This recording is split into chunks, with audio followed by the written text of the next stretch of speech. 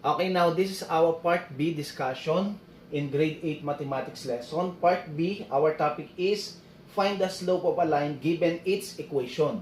Kung mapapansin natin, ang given naman natin ay equations or equation of the line, kukunin natin ang slope. Okay, now what are we going to do?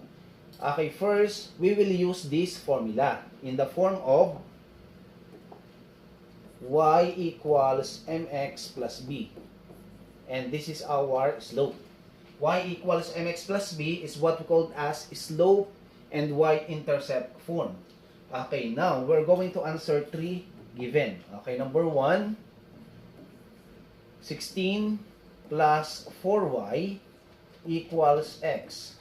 We're going to follow the format of our formula y equals mx plus b to get the slope. Okay, this is 4y equals, we're going to copy the x, then transpose 16 to right side, although we all know the additive inverse, but to make it short, we're going to transpose to other side.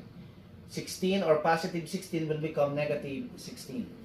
Then divide both sides by 4, the numerical coefficient of y, both sides. Then y equals negative x over 4 minus 16 divided by 4 is 4. Our slope here is negative 1/4.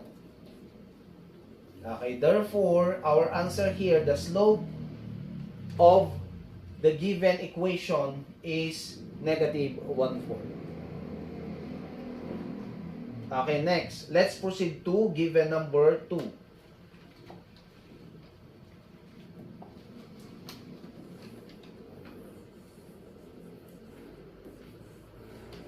Okay, we're going to erase given number 1. Again, the slope in given number 1 is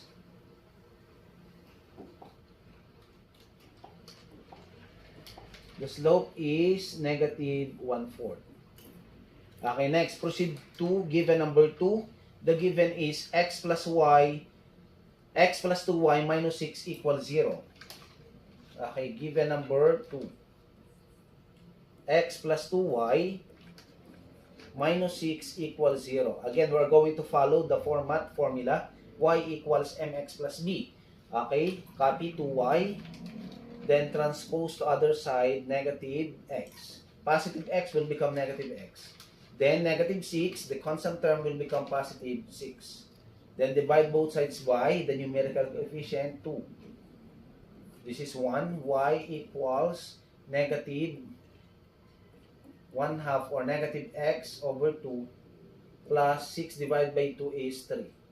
Then our slope here, since single variable which is x, understood that we have the 1 numerical coefficient there. Therefore, that will become negative 1/2. The slope of this equation of the line is negative 1/2.